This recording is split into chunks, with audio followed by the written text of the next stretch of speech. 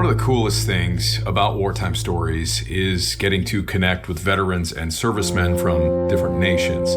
I have received so many emails from people all over the Americas, as well as Europe, Asia, the Middle East, even some African militaries. Despite any differences in race, creed, or nationality, soldiers are pretty similar wherever you go. Put a bunch of us together in a room and we would have plenty to talk about, not the least of which would be the weird stories. One that always stuck with me is the one sent by a Filipino scout ranger. This was my first introduction to a creature called the aswang. It falls somewhat in line with descriptions of an American skinwalker or possibly even a Slavic vampire. Humanoid, but also animal. In Filipino folklore, the aswang isn't one specific monster, but a broader term used for beings thought to conceal themselves as human by day and who prey on others at night, often associated with missing blood, organs, and strange deaths that couldn't easily be explained. It's also a term generally used for ghosts or ghouls. After producing an episode about aswang stories, my army friend Nick over at Tales from the Grid Square emailed me another account he had in his files. It of course takes place in the jungles of the Philippines and follows a small unit of artillerymen as they conduct what was supposed to be a normal field training exercise. The men are accused of stealing from a local village, and the thefts escalate to missing children. What the men then encounter is terrifying, beyond what any of us might want to believe. This is their story, the artillerymen and the aswang.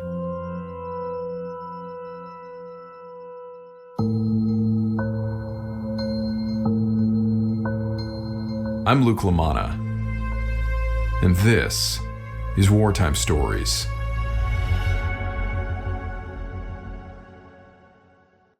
This is probably not a unique experience, but a lot of the veterans that I talk to, we all share this sort of very relatable experience about transitioning out of the military and experiencing this loss of identity, purpose, status, belonging. This came up in a conversation recently I was having with my therapist, and I made a comment about how I felt like once I got out of the military, I went backwards. And I was thinking about, I used to lead, I was a staff NCO, I was leading Marines, I was doing all these cool things. We went back and forth on it for a bit, and what he was able to dig out of that was actually that it was something that still bothered me, even after 10 years. And it boiled down to this sort of feeling of inadequacy, which I actually realized that I apply in a lot of areas of my life, including this job. Look, I appreciate all of you. I love all of you. My audience, I wish I could give you all a big hug and say thank you face to face for supporting this work.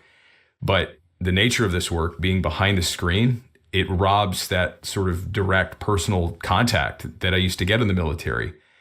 And so that can wear on you sometimes. And I have to have somebody that I can talk to and kind of navigate these moments.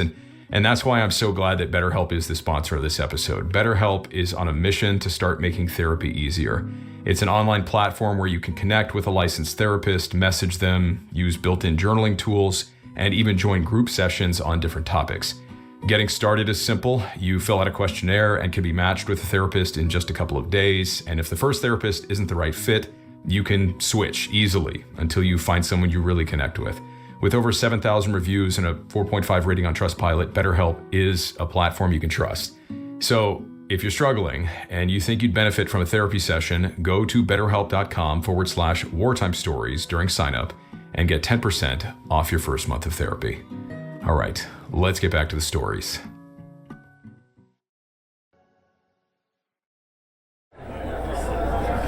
So, David, your cousin tell us you were in Iraq, yes?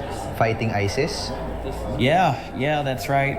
I was on a small fire base, middle of nowhere, just us, a few M777s, and some special forces guys advising Kurdish units. Mostly fire missions. Some days it was all day, sun up to sundown. I'm honestly surprised my hearing still works. Huh? What did you say? Only joking. That's a good one. Hey, I've been meaning to ask. There was a photo back there. You guys are standing around with What was that? Like a bat wing? Oh, that one. Sarge, you want to tell him? No. Let Juan tell it. He remembers everything better than me.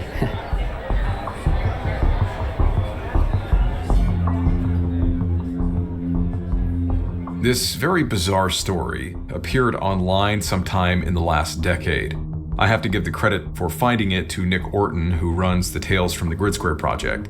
He managed to transcribe most of the account back in 2021. The story itself was written by an unknown American soldier who we'll simply refer to as David. David was an artilleryman and had just wrapped up a very eventful tour in Iraq fighting the terrorist organization ISIS. Looking to unwind after months of intense combat, he decided to book a trip to visit some family members in the Philippines. When David arrived, someone special was waiting to greet him, his cousin Juan. These two men had a lot in common. Juan had joined the Philippine Army and was also serving as an artillery gunner. Having worked with the Philmars and soldiers myself, I can say with all assurance that they are some really solid guys, and they put up with a lot worse than American troops have to deal with. They are some of the most humble and kindest people I've ever met, and they have a really great relationship with American forces. So it makes complete sense that once his American cousin David came to visit, Juan couldn't wait to introduce him to some of his Filipino buddies. After a tour of his home base, Juan showed David around the armory and introduced him to his fellow soldiers, including his commanding officer, Captain Kingles. At one point, David couldn't help but notice a strange photo that was framed on a wall. It was clearly something taken in the same building they were in. There was a picture that had been taken inside the bay with 6 soldiers standing side by side in front of a wall. I recognized the soldier in the middle as being Juan's commander, Captain Kingles, though at the time the photo was taken he still appeared to be a lieutenant. My cousin Juan could be seen standing to the far right. But what really got my attention was what was mounted on the wall above the soldiers. It was a giant wing. It was colored dark gray, almost black, and seemed to be covered in coarse fur. The wing itself looked withered and tattered, resembling something like that of a bat. Only this thing's length extended far beyond the 6 soldiers standing beneath it. Assuming each of the guys took up 2 feet of standing space, I'd estimate that that bat-looking wing in the picture measured about 14 feet long. At the time, I didn't want to pull anyone aside to ask about the picture. These guys were still on the clock and all, so I waited until later in the evening when the unit's First Sergeant Gompalas, and several other NCOs invited my cousin and I out for dinner and drinks at the base NCO club. Over a plate of grilled steak kebabs and a nice bourbon on the rocks, I asked First Sergeant Gompalas about the curious picture I saw earlier. They talked about how they acquired the wing as nonchalantly as one might describe their morning commute to work. Back when Captain Kingles was a lieutenant, the unit went out for about a week of training in one of the more remote islands in the southern part of the Philippines where suspected insurgent fighters were said to be operating. It was a heavily forested area with several mountains and hills where almost anything could hide. The unit made a base camp in a clearing about 2 miles from the nearest village and began conducting artillery training, firing rounds into an uninhabited impact area which had previously been cut out of the dense jungle. On the 4th day of training, the leader of the nearby village, along with several farmers, came to the base and angrily demanded to see Lieutenant Kingles. When the officer met with them, the village leader started accusing Kingles and his men of stealing several chickens and a goat from the village the previous night, and he was demanding repayment. Lieutenant Kingles immediately called the men to assembly, and a thorough inspection was conducted. The unit first sergeant said that no soldier had left the perimeter last night. There was no evidence found of the missing goat or chickens.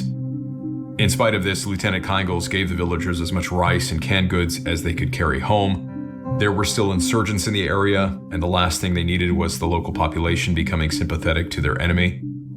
Later the next day, however, the village leader returned and was again accusing the soldiers of stealing. This time, more goats and chickens were missing, and many of their coops and holding pens had been smashed. Kingles again vouched for the innocence of his men. He knew they weren't doing this, but assumed that the village leader was just using this as a ruse to squeeze some free food out of the soldiers. But as a gesture of goodwill and to also see for himself what was going on, The lieutenant agreed to send First Sergeant Gonzalez and 5 other soldiers, including my cousin Juan, to the village to investigate. So, what do you think? Hard to say, Sergeant. The coops are broken, everything's scattered. I don't think the villagers are making this up. No, you can see it in them. They're nervous. First Sergeant, Lieutenant Caingos, on the radio. This is Gompalas. Go ahead, sir. Over.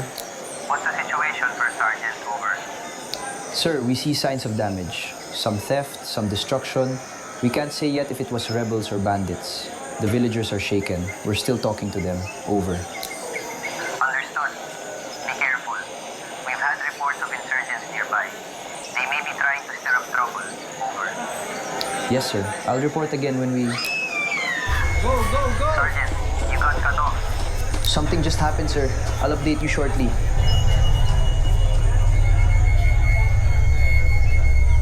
The 6 soldiers, along with the village leader, were loaded onto 2 military trucks and driven back to the village. Once they arrived, the soldiers could feel the tension in the air, and the village of roughly 200 inhabitants was very much on edge. The first sergeant radioed back to Lieutenant Caingos at base camp, reporting that many chicken coops were indeed smashed and that the pen which held the goats was also destroyed. The lieutenant responded, saying that the perpetrators may be rebel insurgents trying to turn the local villagers against the soldiers. He then warned the men to be careful and watch for any signs of enemy activity. Suddenly, a scream echoed through the village. A young woman came running out of a small house, crying hysterically as she fell into the arms of the village leader. It took a few minutes to calm her down as she screamed and pointed back at her house made of bamboo and thatch, and she was screaming, "She's gone, she's gone, it took her." The young woman was the daughter of the village leader, and it was her newborn baby girl that had been taken. The Filipino soldiers raced to the rear of the hut to find that a huge hole had been torn into the back of the thatch wall where the baby had been sleeping. On the ground, the soldiers found what appeared to be claw marks in the dirt. Whatever had done this had done it just minutes before the soldiers arrived. After this, First Sergeant Gonzalez got on the radio and reported to the lieutenant, explaining the situation as well as his intention to go look for the baby. But Lieutenant Caingos advised them to stay put and wait for more troops. His initial thought was that this could have been a trap set by insurgents to lure the soldiers into the forest. However, the men could still hear the sounds of a crying baby that seemed to be coming from somewhere deep in the jungle. It was getting darker by that time, with only about an hour of daylight left, so with this to mind, Gonzalez again radioed the lieutenant, pleading for permission to search for the infant before it became too dark. So Lieutenant Caingos agreed, but he ordered them to remain in constant contact with the base. And so the soldiers plunged into the forest, trying their best to follow the fading cries of the baby. The other unfortunate downside to having to move so quickly was, since this was only supposed to be a training mission, the men only had 1 magazine for their rifles, and each of them were only carrying a few rounds. As they listened and moved through the jungle, the men realized that what they were hearing was not only the sound of a crying baby, but it was combined with what sounded like the flapping of giant wings. And at times, this flapping noise seemed to go silent, as if whatever was flying around had settled momentarily in the trees. For a moment, they caught the sound of flapping wings and the rustling of branches off towards the east, meaning that whatever this was heading towards the hills. All right. Take a short rest. Drink some water. We move again in 5. Sergeant, you hear anything? No, not for a while now. The sun is going down fast. What do you want to do? I don't want to tell that woman her child is gone. But we won't be any help if we can't see in the dark. Wait. It's close. Coming from up there. That hill. All right, on your feet. Let's move.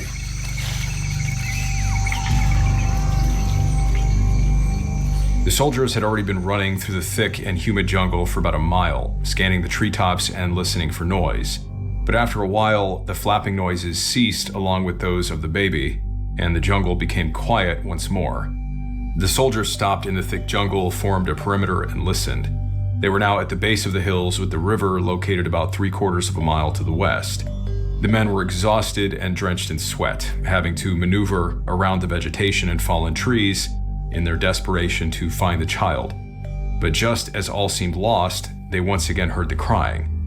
Juan picked up on it first and determined that it was coming from somewhere on the steep hill above them. The soldiers picked up the chase. As the sun crept lower and lower on the horizon, the men climbed the steep hill as quickly as they could, grabbing roots, vines, and branches as they pulled themselves upwards. What kept them going was the further up they went, the louder the child's cries became. They finally arrived on a somewhat level patch of ground. At this point, the baby sounded as if it was only a few meters away. They just couldn't see her because of the thick vegetation. Suddenly, they were met with what Juan described as the sound of rushing water, as a monstrous something with hideous black wings burst through the jungle toward them. Of all the men, it was Juan who got the best look at it. He described it as roughly 5 feet tall, with a face that looked like a combination of an old hag and a bat. The thing looked somewhat human, with female features, but with legs, feet, and dark fur like a bat's. This was the only good look that any of the soldiers got. The rest of them said they only saw a dark shadow as it passed overhead. The soldiers were, of course, freaked out, but they pushed on, climbing over a small rise which led to a small clearing and a shallow cave. The cave entrance was littered with the carcasses of half-eaten chickens and goats. Inside, they found something like a nest made of straw, scraps of cloth, and dead foliage. In the middle of this strange pile was the baby girl. Her thin clothing was ripped and she had suffered several scratches, but otherwise she looked unharmed. She looked very tired though. The poor girl was exhausted from crying. First Sergeant Gonzalez immediately scooped up the baby girl in his arms, doing his best to comfort her as she coughed and whimpered. Suddenly, the sounds of gunfire could be heard outside the cave as a few of the soldiers began firing down the hillside. With the baby in his arms, Gonzalez turned around to look out of the cave to see what they were shooting at. Through a break in the trees, silhouetted against the evening sky, he could see the bizarre creature was now flying through the air, gliding downwards away from the hill and towards the river. If it gets across the river, we won't be able to track it again, yelled Juan. The creature sat down on the top of a tree line near the river's edge, less than a mile away. Even at a distance, the way it was moving, it appeared to have been injured by some of the men's gunshots. First Sergeant Gonzalez quickly handed the baby over to Juan before grabbing a radio from one of the other soldiers. Radioing back to their base camp, he started shouting coordinates and calling for artillery fire on the edge of the tree line near the river. He specifically requested a high-explosive airburst round. Now, at this point, Lieutenant Kingles could have questioned why his first sergeant wanted to fire outside of the designated impact area. He could have also questioned why they were firing an airburst round, which is an artillery shell that's designed to explode in the air. But sensing the urgency of the call, he trusted the judgment of his combat-experienced first sergeant and ordered his unit to execute the fire mission. Back at the riverside, the injured creature had fallen to the ground and was now half walking, half crawling towards the cover of the deeper jungle, flapping its wings as if it was attempting to fly again. The soldiers up at the cave held their breath, wondering if it would manage to escape. The shell exploded about 50 feet above the creature's position. The area under the burst was torn to shreds, engulfing it in smoke. As the last fading rays of sunlight dipped below the horizon, a dark shape emerged from the haze. Over the valley, even at a distance, the soldiers could still hear its eerily human scream. It attempted to flap its wings in one last effort to cross the river, before tumbling into the water.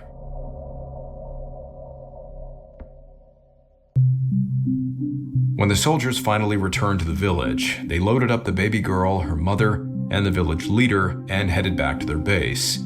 The medics examined the child, cleaned her wounds, and bandaged her up. The mother was beyond relieved to hear that despite being a bit dehydrated, scratched, and bruised, her baby girl would make a full recovery. Lieutenant Kyngles filed a report with the battalion command and assigned a squad of soldiers to watch over the village for a few days, but nothing else unusual occurred. Over the course of the training exercise, some of the men also returned to the village to help repair the damaged chicken coops and goat pens, as well as the home of the baby girl, who the soldiers affectionately nicknamed Lucky Star.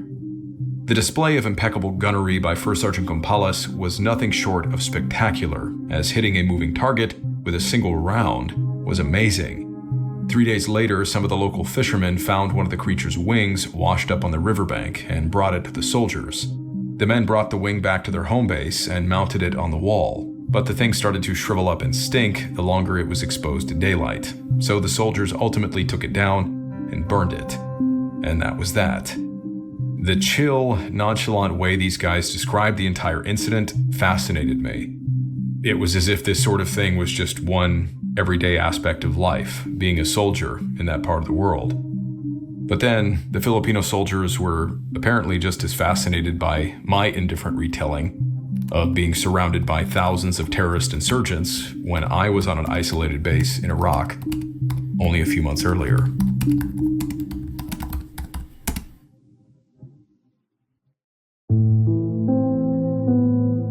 I'll be the first to admit, the way this story was told does raise a couple of questions in my mind.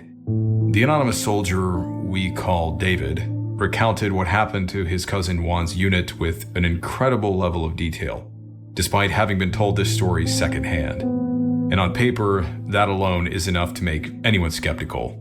Granted, there were multiple men present to provide details, and even if it was a bit choppy in their retelling, nobody hears a story like this and wants to tell it badly, so maybe David polished out the unknowns and added a few extra details for clarity and for embellishment.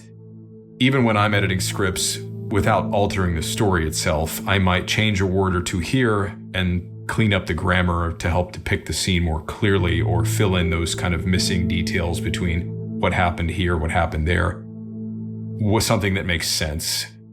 There is the photograph that is supposed to be the evidence for this story. Is anyone listening or know someone from this particular Filipino artillery unit? Can they send us a snapshot of that photo? There are also some realism and consistency issues I would point out. Things like, how could they have heard the creature fall into the water when they were a mile away up on a steep hill? Or how from that distance, as it was getting dark, could they make out all of the details that he described? Or how, in fact, did First Sergeant Gonzalez actually coordinate the creature's grid position in such a short time? Because this wasn't mentioned in the story. And this story was supposed to have been written by an artillery soldier who would have known that the grid coordinate was the most important part of that process. Whatever the case with this and many stories about the strange and unexplained, what stood out to me wasn't just how vividly the guy told it. It was the fact that this wasn't the only story about Aswang creatures told by soldiers, let alone civilians. Many Filipino people, particularly those living and working deep in the jungle, have shared stories about encountering these creatures. Different units, different regions, different decades, but the same shapes, same behaviors, and the same sense that something was watching them from just beyond the tree line. So, if true, whether embellished or not, this wasn't a single isolated incident. Whether you believe in the Aswang or not, one thing is hard to ignore. In places where war, death, and superstition have lived side by side for generations, folklore doesn't just survive, it adapts. And sometimes, it follows the men who patrol those jungles in the dark.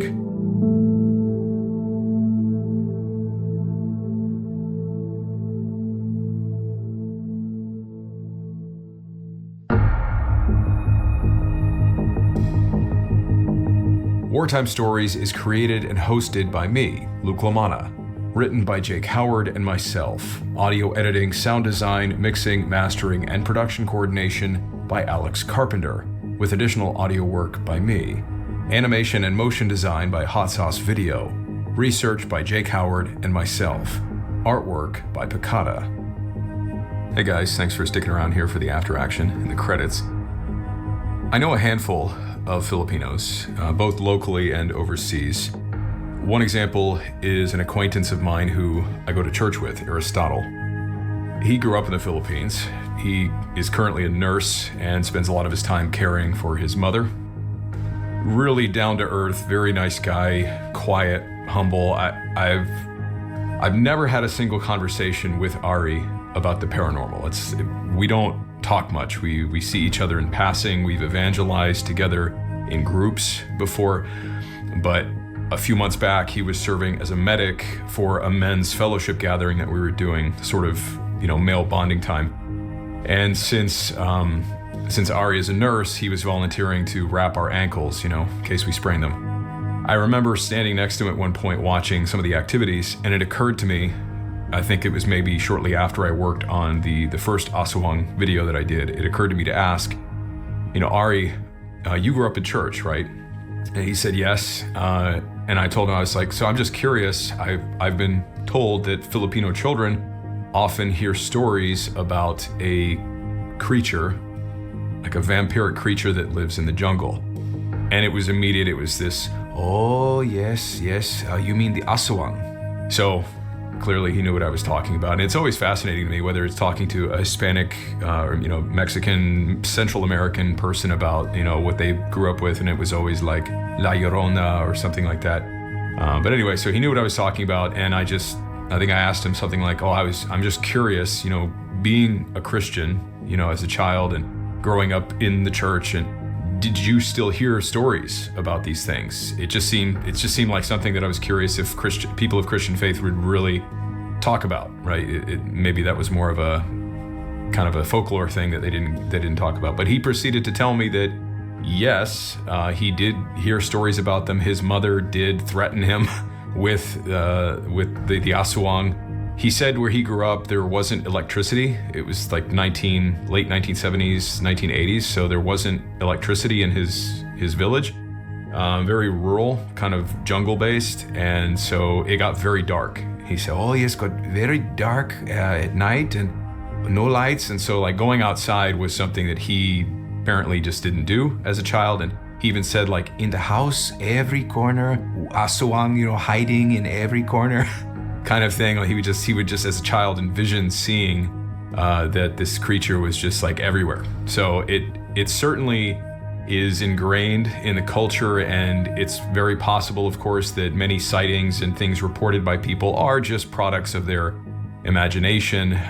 But being a person of faith, he also does believe that they do exist, in the sense that through a biblical lens, he just sees them as being demons. As many probably people of faith would ascribe to many of the creatures and strange things that people see, ghosts and other things. And there's a story in the Bible about a man who was tormented by demons before the demons were cast out by Jesus, and they went into a herd of pigs, and then the pigs ran into the nearby water and drowned themselves. Clearly depicts this image of demons just being things, these entities that have nothing better to do but to terrorize people while waiting for what is promised in the Bible, which is the coming judgment.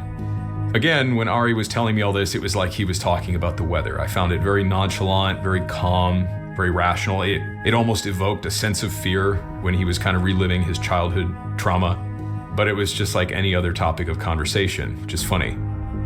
Having spent a few nights out in the jungle with the Filmars, myself, 2012 and 2014, the first time I was attached to the snipers, the second time I was attached with Anglico, the Air Naval Gun Liaison Company. And we always managed to get in good with the Filmars, the Philippine Marines. After a fun day of like firing off a bunch of artillery or playing around with sniper rifles and stuff like that, just shooting old cars and stuff, we always capped off our nights by drinking. There was this local villager, this young guy that was kind of hanging around with us, just having a good time. He looked like Bruno Mars. Everybody was just kind of laughing and saying, this guy looks like this guy from Hollywood. We would send him off to get whiskey. We'd give him some money and he would just run barefoot over the nearest mountain, I guess, to wherever. I don't know where he would have found whiskey, but middle of the night, he'd come back maybe in like 40 minutes to an hour with a backpack full of whiskey bottles. I probably told this story, but there was an Anglico captain, Captain Price. He got there Sir, he was sitting off to the side. He didn't want to join us, and we were like, sir, come on over here. Like, it's just, we're not going to tell anybody. Like, so he joined in and got really red-faced. Totally against regulation to be drinking in the field. But once we got the captain in on it, it was everybody else was kind of at ease, and it was a lot of fun. I really do wish I had known about this Aswang thing at the time, because I wasn't aware of these kinds of stories, so I could have asked the Filmars and the local villagers who lived out in this jungle area about their beliefs and about what they might have seen, and kind of like in this story, like this jungle. So we no doubt could have spent the whole night listening to Aswang stories, which would have been, I wish I had that to share with you. But maybe not. Maybe they wouldn't want to talk about it since, then nobody would want to go to sleep.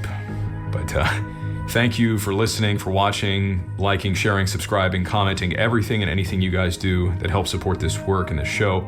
We sincerely appreciate it, the team here at Wartime Stories. As always, a huge shout out to both our patrons and YouTube channel members for your incredible support. May God be with each and every one of you, especially if you live in the jungle, no matter what you're dealing with, and I will see you in the next episode.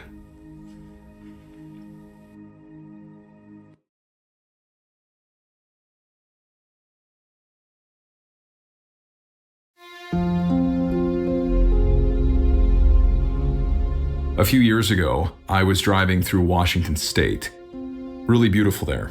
The forests, the mountains. We saw Mount St. Helens for the first time.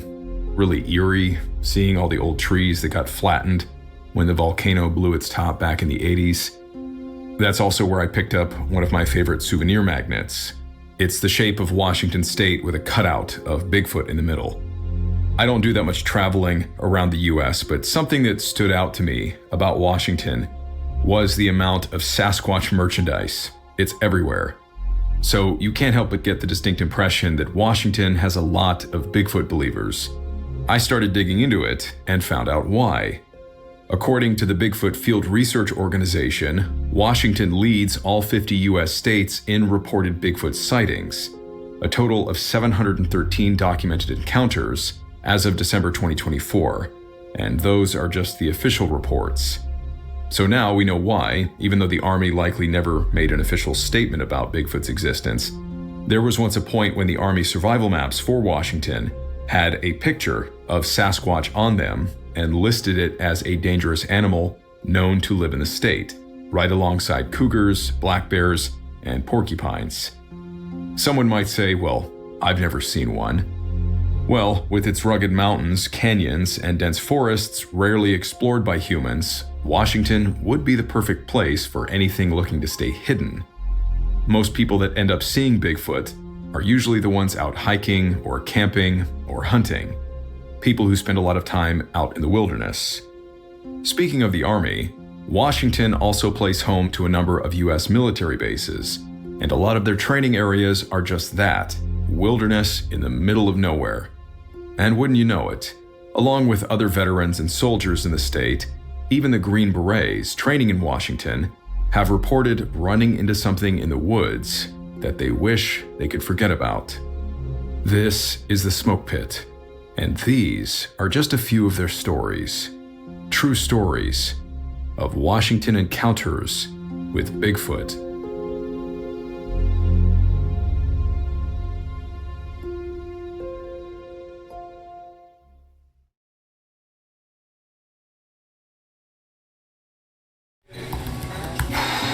Ever feel like using the internet these days is not nearly as safe as it used to be? Well, you're right, it's not. Browsing the internet without using a VPN is like leaving the curtains open in the changing room.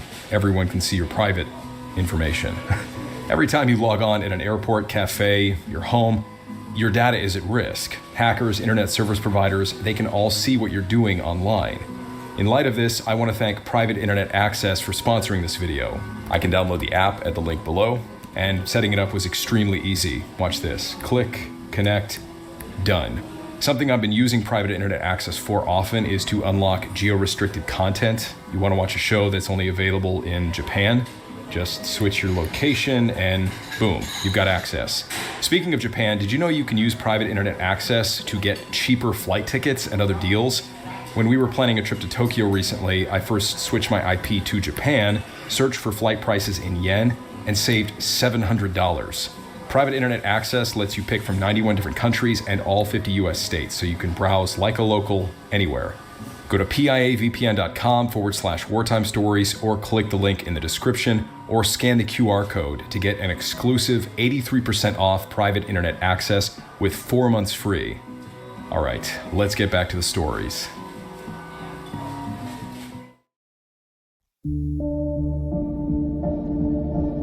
Since today's stories all take place in Washington state, it just feels wrong to not mention one of the most iconic Bigfoot encounters that people talk about. The kind of story that any red-blooded soldier stationed in Washington would keep in the back of his mind as he packed his gear and was sent out for a field op in the nearby wilderness. The story of the Battle of Ape Canyon. The name of the story itself makes it sound like a wartime anecdote, but it was as much of a battle as anyone could ask for. Ape Canyon is only about 2 miles to the east of the dormant volcano I mentioned, Mount St. Helens. Ask around, and it seems like all the people who live there have heard about the story.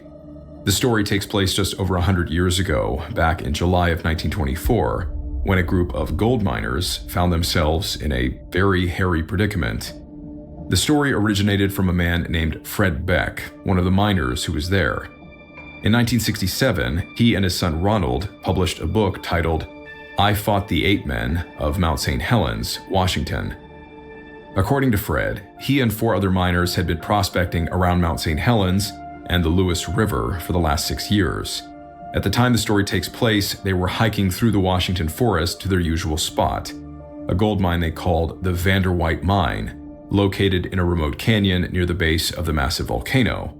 After years of working the area, they had become accustomed to it, but on this trek, Fred said that he and the others couldn't help shake the feeling that something was off.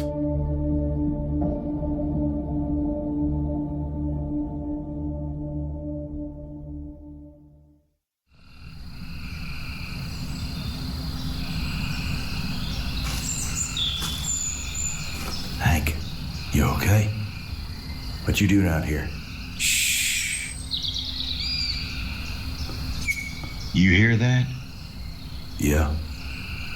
Now, wait for it. What the hell? They've been going back and forth like this for an hour now. One over there, talking to another, somewhere over there. And they's getting closer. What you think they are? Coyotes? Wolves, maybe? No, bigger. Whatever they is, I got a feeling they's looking at us right now.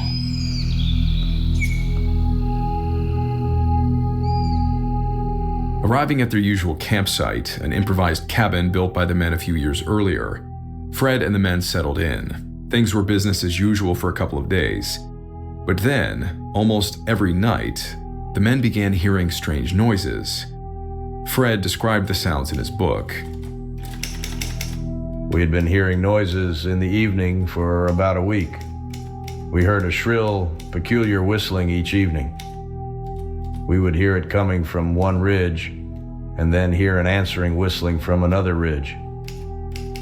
We also heard a sound, which I could best describe as a booming, thumping sound, just like something was hitting itself on its chest. In spite of the strange sounds, and Fred suffering from a bad toothache, all in all, the men's dig was going well. Spirits were high. One day, while taking a breather from digging in the hot sun, Fred went with another guy, Hank, to fetch some water from the nearby spring. Fred had just stooped down by the water to fill his bucket when Hank yelled. Fred whipped around to see that Hank, now facing away from him, was pointing his rifle at something in the trees about 100 yards away. Hank yelled and raised his rifle, and at that instant I saw it. It was a hairy creature, and he was about 100 yards away on the other side of a little canyon, standing by a pine tree. It dodged behind the tree and poked its head out from the side of the tree, and at the same time, Hank shot. I could see the bark fly out from the tree from each of his 3 shots. The creature I judged to have been about 7 feet tall with blackish brown hair. It disappeared from our view for a short time, but then we saw it running fast and upright about 200 yards down the little canyon. I shot 3 times before it disappeared from view. Terrified, the 2 men quickly filled their buckets and ran, water sloshing out of them, all the way back to the cabin. It took some time to catch their breath, but once they did, they told their friends about what they'd just seen down by the creek. Fred and Hank were clearly terrified by the encounter. The other 3 agreed that they would stay one more night and then leave the canyon the next morning and head back to town. Problem was, that would soon become the most terrifying night of their lives.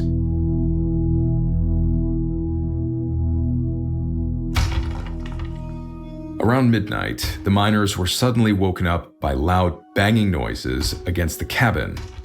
It sounded like large rocks were being thrown at it. Sure enough, something was throwing rocks at them, big ones, big enough that they were starting to splinter the stacked logs that made up the cabin walls. The men grabbed their rifles and pistols, unsure of what to do. Going outside certainly seemed like the worst idea. The cabin didn't have any windows, but the massive rocks were starting to break open small gaps between the logs. The men used these to try to see what was outside. What they saw horrified them. Their cabin was surrounded by at least 3 large, hairy creatures standing on 2 legs. They watched the creatures moving around the cabin, picking up large boulders and hurling them towards it. Whatever these things were, they could tell they weren't human, but they seemed far more intelligent than most animals. Yeah, the only time we shot our guns that night was when the creatures were attacking our cabin. When they would quiet down for a few minutes, we would quit shooting. I told the rest of the party that maybe if they saw we were only shooting when they attacked, they might realize we were only defending ourselves. We could have had clear shots at them through the opening left by the chinking had we chosen to shoot. We did shoot, however, when they climbed up on our roof. We shot round after round through the roof. We had to brace the hewed log door with a long pole taken from the bunk bed. The creatures were pushing against it and the whole door vibrated from the impact. We responded by firing many more rounds through the door. They pushed against the walls of the cabin as if trying to push the cabin over, but this was pretty much an impossibility. Hank and I did most of the shooting. The rest of the party crowded to the far end of the cabin, guns in their hands. The attack continued the remainder of the night, with only short intervals between. A most profound and frightening experience occurred when one of the creatures, being close to the cabin, reached an arm through the gap in the wall and grabbed one of our axes by the handle. Before the thing could pull the axe out, I turned the head of the axe upright so that it caught on the logs. And at the same time, Hank shot, barely missing my hand. None of the men slept that night. The attacks continued until dawn. Only when it started to get light, the creatures finally appeared to leave. The men weren't sure if they would get another chance, so they took the opportunity to leave the area themselves. They thought it was best to leave most of the gear behind, since it would slow them down. Hopefully, they'd be able to come back another time and get it. But even if not, their lives were more valuable. Grabbing their weapons, after one final look through the gaps in the walls, they removed the wood brace from the door and cautiously stepped outside.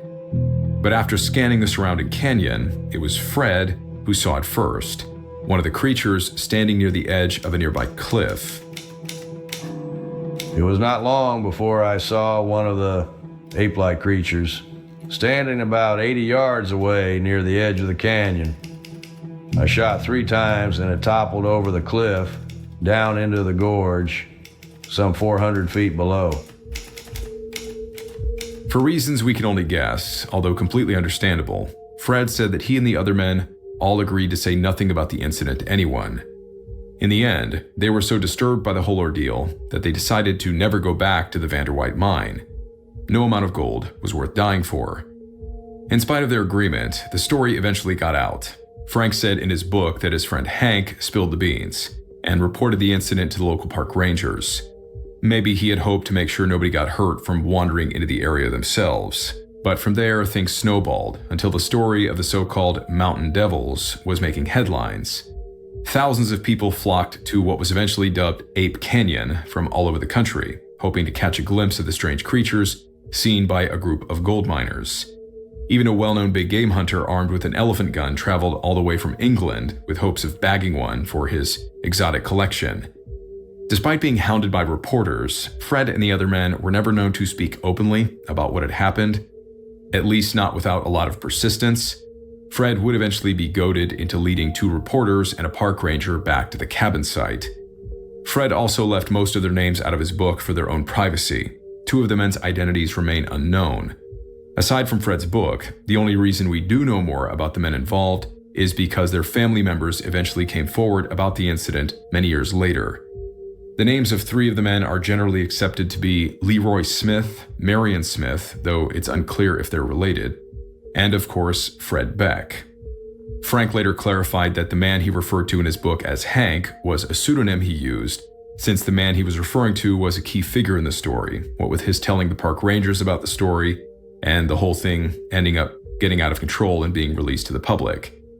Probably because of their unwillingness to speak about it, a lot of questions remain unanswered. In the 100 years since the Battle of Ape Canyon, the site of the encounter has changed significantly, thanks to the 1981 eruption of Mount St. Helens. However, in 2013, researcher Mark Mersell located what he believed to be the foundations of the cabin used by the miners. Ominously, Mark said that, buried in the dirt, he found numerous spent shell casings. These would match to the rifles Fred Beck said that he and Hank were carrying on the night of the attack. All of this to say, whatever we think about these creatures, based on Fred's story, it seems that they might be territorial. They can also be highly aggressive, and even gunfire might not be enough to keep them away. But unfortunately, because of the Army's safety regulations, most soldiers training in the field don't actually carry live ammunition with them. These following stories would have us wondering if the soldiers training in the woods of Washington shouldn't be given some kind of exception to this rule.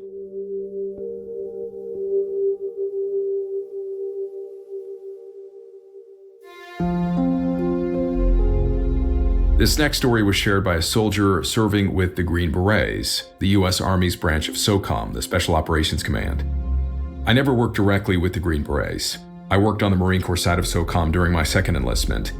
But of course, whether it's the Raiders, Green Berets, SEALs, or PJs, I'm sure we all talk crap about who's the toughest. But compared to conventional military forces, you can imagine that special ops guys all have a reputation for being tough as nails. But just reading this guy's story, I don't blame him for being as unnerved as he was. He asked to remain anonymous. During some PMT drills, or pre-mission training, that he was conducting on Fort Lewis in Washington, he recounted what happened to him while patrolling through the woods at night with his team. 2006, Fort Lewis, Washington. I was previously deployed to Bosnia and Afghanistan and was the 18th Charlie Special Forces engineer on the team. We were doing an exercise, patrolling, reacting to contact, and breaking contact drills during PMT before we deployed to Iraq. We were in one of the really remote training areas of Fort Lewis. The whole exercise was kind of last minute, so it was all we had available. We were near the towns of Rainier and Yelm in an area called Skookumchuck, super remote and basically in the shadow of Mount Rainier. At night, we would go to 33% security in our patrol base, but we kept coming into contact with something that none of us could figure out. We would see figures and shapes moving in the shadows and could hear foliage snapping. Fort Lewis is cloudy 90% of the time, so night vision goggles were practically useless, but we had them. The thermals that we had been using back then were okay, but they burned through batteries and were heavy, so we didn't take them. We left them in the arms room. At first, we thought that these noises and all this stuff going on might be local hillbillies and rednecks up to no good tracking us. I mean, a dozen full auto M4s with lasers, optics, night vision goggles, and radios is worth a lot of money. They might have been trying to steal them. Out in Washington, we knew there were bears, large cats, and other wildlife, so even though our command didn't know about it, we all carried 2 mags of unaccounted for range ammo, just in case. We had basically taken the ammo off the range when nobody was looking. But eventually, we bumped up from 33% to 50% security, so half of our guys are awake, and our team sergeant and commander decided that training was over. The liability of whatever was going on out there wasn't worth the squeeze, so to speak. Soon the order was given. Live mags were loaded, but no rounds chambered. Not yet, anyway. We started backtracking on the trail we came in on, but my senior said something was off. And then we saw them. Tracks. They were hard to make out in the dark, but they were large. And they were set deep into the mud, like whoever they belonged to was weighed down with gear. Our initial thought was that it was the locals wearing the same kind of boots as us. At this point, we were still convinced that we were dealing with sketchy hillbillies, and the thought of messing with them a little was too good to pass up. A little payback for screwing with us, you know. So we picked up a trail and started tracking them. We could smell it before we found it. This sickly sweet smell of rotten flesh, wet dog fur, and dung. Green Berets are supposed to be able to handle anything. Stuff that would even make a billy goat puke, but this was rough. Me and another teammate dropped rucks and went ahead to scout, while the team set up a linear counter ambush and patrol base. We found a clearing in the forest, kind of like a deer or elk bedding area, but with tree limbs and brush laid down, like a bed you'd learn to make in survival school. The smell made us want to leave immediately, but what was even scarier was that the limbs were broken off all the trees around us and up to a height of twice our own height. I spotted some hair. It looked like an elk or a deer at first, but then I got a closer look. In the little bit of light that we had, I took it to be brown, maybe reddish, but it was coarse and thick, like hog hair. We then reported our findings. Everyone was thinking it, but no one was saying it. It was still a few hours until morning, and we weren't afraid of a fight, but a warm, dry team room with beer and pizza sounded way better than staying in the field with what was possibly out there with us. So we threw on our rucks and patrolled to the nearest road, which was pretty far off. And the whole time, we could all hear and feel that we were being followed, but from a distance. You could almost feel a level of mutual respect in the mountain air. They must have known we were different from other humans because of the way we moved, slowly, tactically conserving our energy, ready for a fight if it came to it. We'd clearly worn out our welcome in that remote training area, but if it came to a fight, we each had 60 rounds and knew how to use them. Just as it was getting light and everyone's nerves were on edge, we saw headlights on the road. It was an LMTV, and we flagged it down and got a ride back to the compound. To this day, I still believe that we stumbled into the territory of more than one Sasquatch. And if we'd acted any differently, things could have turned out badly for both sides.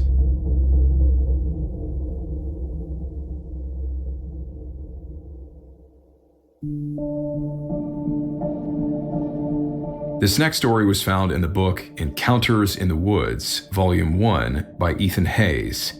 The account, written by the son of a Marine Corps veteran, details a chilling run-in that the two had while hiking along a remote trail in Washington. It was fall, and I was hiking with my dad. I hadn't seen him in a while, and we both hadn't been out hiking in a long time. I researched some trails, looking for one that was off the beaten path. One thing I didn't want to do was get stuck behind a bunch of people or have to worry about parking.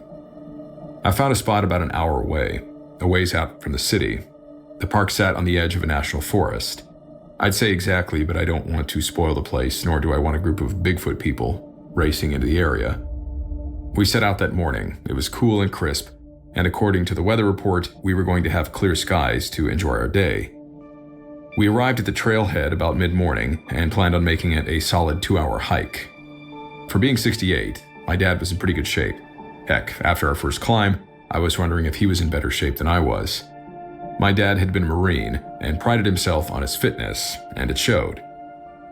The reviews of the hiking spot were spot on. It was remote, no one to be seen, and there wasn't even a car in the parking lot. Outside of the initial climb, the first hour of the hike proved to be relatively flat and easy. We crossed over several large fields and had a forest of pines to go through before we turned to head back. When we entered the forest, the bright sunlit morning was dimmed by the shadows of the thick pine grove. We both stopped and took it all in. It was beautiful. My dad pulled out his old camera and started snapping some photos, some with me in them, some of just trees and nature and stuff. He swung his camera to the right and peered through the viewfinder, and it was then that he let out a sharp gasp. He lowered the camera and started pointing out into the woods. When he called my name, I could hear the fear in his voice. He took a few big steps backwards, still pointing, and then he tripped over a fallen tree. All I heard was a loud thud and crack. I didn't see what he was looking at, but I turned just in time to see him falling onto the ground. His leg bent the wrong way, completely the wrong way, like bone jutting out and everything, and he is howling in pain. So I run over to him, and I'll admit I totally freaked out for a second. I just froze. But I got it together, and I started to perform basic first aid. I compressed the open wound. Using some cloth, I wrapped it as tightly as I could. Through his grunts of pain, my dad is asking me, "Did you see it?" I asked him what he meant, and he replied, "The monster." I didn't process what he was saying until after I finished wrapping his leg. His arms shook as he tried to sit up, and he's saying, "There, over there. I saw it standing over there." I looked to where he was pointing, and I didn't see anything but pine trees. So now my mind is racing.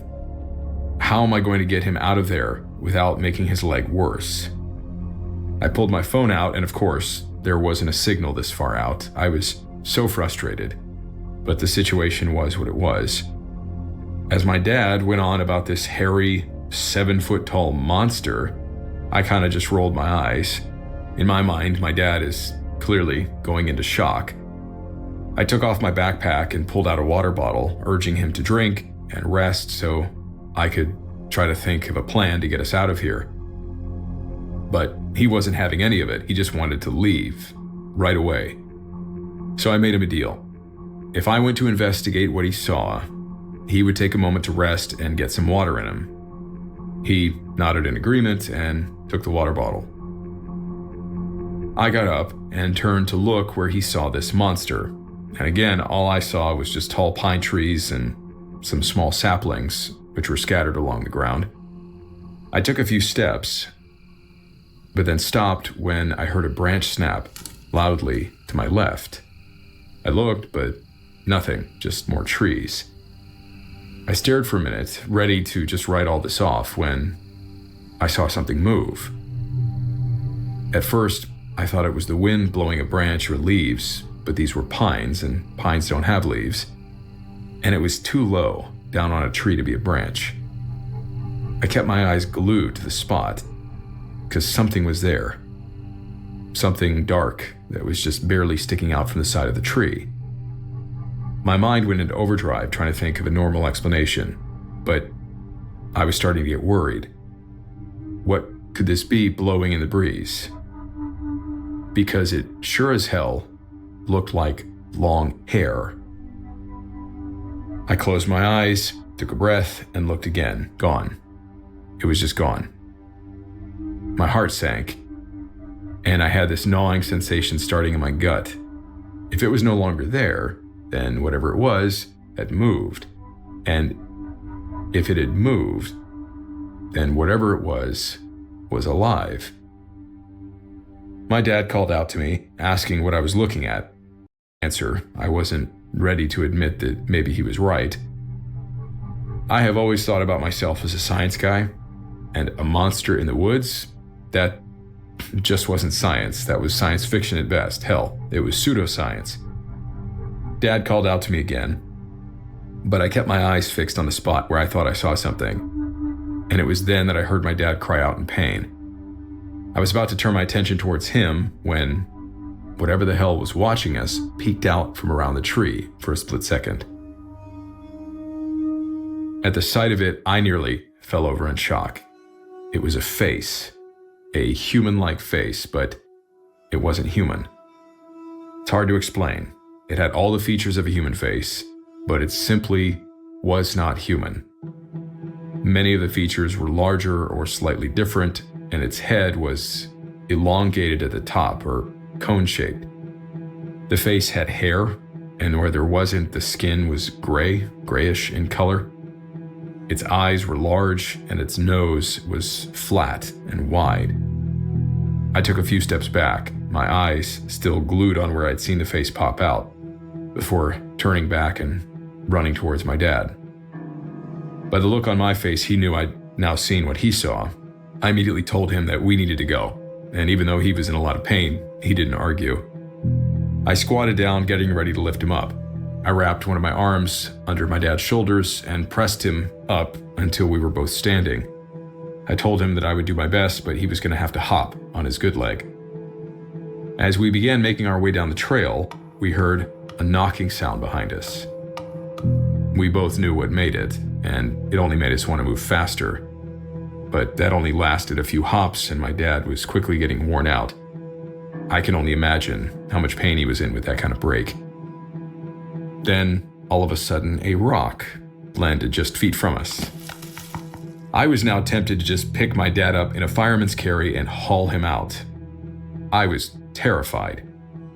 And now I wondered if the thing was pursuing us or just trying to get us to leave. I wanted to turn around and look back, but I couldn't bring myself to do it. Just as we finally exited the woods, another rock, this one quite large, smashed through the tall grass of the field we were in. Whatever that thing was could have easily caught up with us by now, but it hadn't.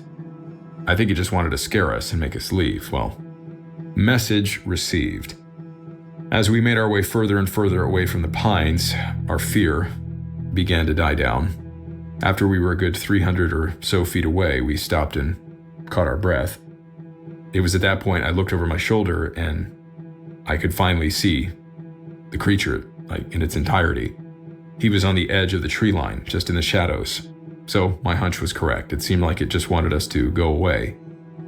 I think we must have entered its territory and it came to check us out, and then the rocks must have been its way of warning us and telling us to leave. Thinking about bears or something, I thought maybe it had little ones around, or, this is just what it does. It's territorial. I'm probably not ever going to find out, because after we made it back to our car safely, I decided I'm never going back there. I do wonder if other people had similar encounters there, or was it just the right timing that me and my dad happened to be walking through the area when it was there. I took my dad to the hospital, and his leg is fine. He's back stronger than ever. And in fact, I'm seeing him this weekend. But this time, we plan on going fishing.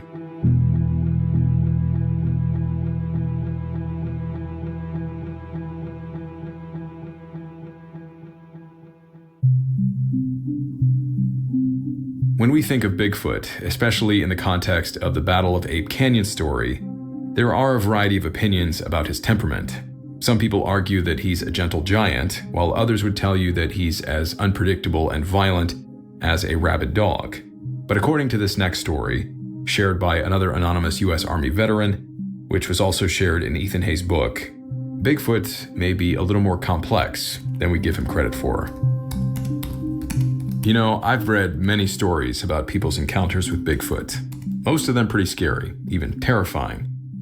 But I've been thinking, maybe people are just scared of the unknown, or perceive the creature to be evil, when I believe it's just an animal, a curious animal, a smart one, territorial, and maybe even kind.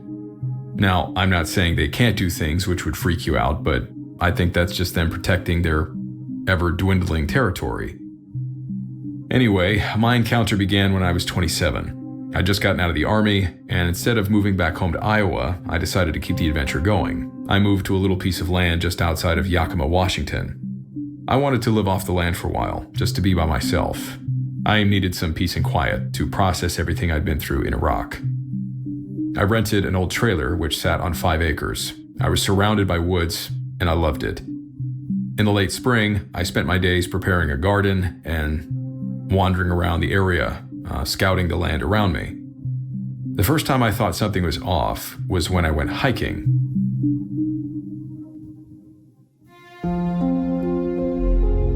While exploring the woods around my place, I found some interesting tree structures. Large branches or even smaller trees uprooted and arranged, like set alongside each other like large crosses or X's. And I knew right away that these weren't created naturally. They had been intentionally made. After the first week, I was sitting on my front porch enjoying a beer. I like to sit in the dark, no real light, just the silver moon and stars above me. As I'm sipping my drink, I hear it. Someone walking slowly, deliberately through the woods, right inside the tree line near my front yard. At first I thought it could be a neighbor walking back to their house, but then I remembered that the nearest property was at least a mile away. I mean, I really didn't care, wasn't scared. I just finished my beer and went to bed. The next night I heard the same walking. This time I called out and the walking stopped. The next day I was in the front yard near the woods and saw something odd. A stack of rocks placed on a fallen log. 4 of them stacked right on top of each other. Okay, weird. Whoever was in those woods must have done that. I laughed and went about my day. But later, when I was making dinner that night, I had an idea. A weird idea. I'd play a game. I'd leave something for whoever it was and see if they would do the same. So I grabbed a beer, took it down to the log and set it on it, and then went back to the porch and sat in the dark. About 20 minutes later, I heard the footsteps again, same as before. I said hello, asked how they were doing, and nothing else. I just waited. The next morning I was curious. I went down to the log to discover that the beer was gone, and in its place was a series of twigs, all lined up by size. I laughed. All right, let the games begin. That night, I decided to up the ante. I put out an old medal that I'd been awarded. I was actually excited to see what would be left in exchange in the morning. Like every night before, I sat on my porch, had my beer, and listened to the walking. The next morning came, and I rushed down to find a pile of acorns. The medal was gone. I looked around to see if anyone was close by, but there was nothing. It was then I saw a footprint in some mud, and it was huge, like 14 inches and barefoot. That is when it hit me. This wasn't a person. This was a Sasquatch. I'd heard about them, of course, but I never really thought they were real. But now,